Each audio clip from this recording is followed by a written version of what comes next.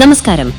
Kothamangalam Reliance credit India ലിമിറ്റഡിലെ ജീവനക്കാർക്കായി Christmas പുതുവത്സരാഘോഷങ്ങൾ സംഘടിപ്പിച്ചു. Reliance corporate office ഹാളിൽ നടന്ന ആഘോഷ പരിപാടികൾ നഗരസഭാ കൌൺസിലർ അഡ്വക്കേറ്റ് ഷിബു കുര്യാക്കോസ് ഉദ്ഘാടനം ചെയ്തു. Reliance credit India limited vice chairman James Joseph ചടങ്ങിൽ അധ്യക്ഷത വഹിച്ചു. Managing director Jose Kutty Xavier, CEO Jaimon Aipe, CFO Tojo Jose എന്നിവർ ക്രിസ്മസ് പുതുവത്സര സന്ദേശങ്ങൾ നൽകി. ചടങ്ങിൽ സേവ്യർ ജോസ്, അബിൻ ജെയിംസ്, ഷാജൻ പീച്ചാട്ട്, അഭിജിത്ത് ND, അനു പി, മാണി, ടിജോ മാത്യു തുടങ്ങിയവർ സംസാരിച്ചു. ആഘോഷങ്ങളുടെ ഭാഗമായി കരോൾ ഗാനങ്ങൾ, വിവിധ മത്സരങ്ങൾ, കേക്ക് വിതരണം എന്നിവയും നടന്നു. അതുകൊണ്ട് തന്നെ ഏറ്റവും ആദ്യത്തെ പരിപാടി ഇവിടെ ഉദ്ഘാടനം ചെയ്യാൻ ഏറ്റവും അർഹനായിട്ടുള്ളത് അദ്ദേഹം തന്നെയാണെന്ന് നമ്മൾ എല്ലാവരും തീരുമാനമെടുത്തു.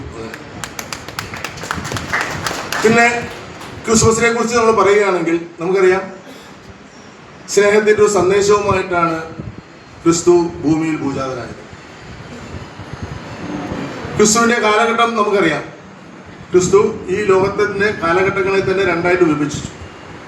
ക്രിസ്തു ജനിച്ചത്, ചരിത്രങ്ങൾ പറയുന്നത് ക്രിസ്തു ജനിച്ചത് 4th BC മരിച്ചത് 29 AD അത് കഴിഞ്ഞ് ഇന്ന് രാവിലെ മീറ്റിംഗിൽ ഞാനിവിടെ ചോദിച്ചു, ആർക്കും തന്നെ അത് അറിഞ്ഞുകൂടായിരുന്നു. എന്നാലും ഞാൻ പറയുന്നത് എന്താണെന്ന് വെച്ചാൽ, ചരിത്രത്തിന്റെ കുറെ ഭാഗങ്ങൾ ഇതിനുണ്ട്.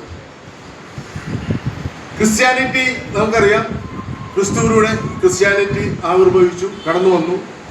പക്ഷെ ക്രിസ്ത്യാനിറ്റിക്ക് ശരിയായ രീതിയിൽ ക്രിസ്ത്യാനിറ്റി ലോകത്തിലേക്ക് കടന്നു വന്നത് എപ്പോഴാണെന്ന് നിങ്ങൾക്കറിയാം. എല്ലാ ചരിത്രങ്ങളും നിങ്ങൾ നോക്കുമ്പോൾ ബുദ്ധിസം എപ്പോഴാണ് കടന്നു വന്നത്? ബുദ്ധിസത്തിന് പോപ്പുലാരിറ്റി ഉണ്ടായത് അശോക ചക്രവർത്തി ബുദ്ധിസം ഏറ്റെടുത്തു.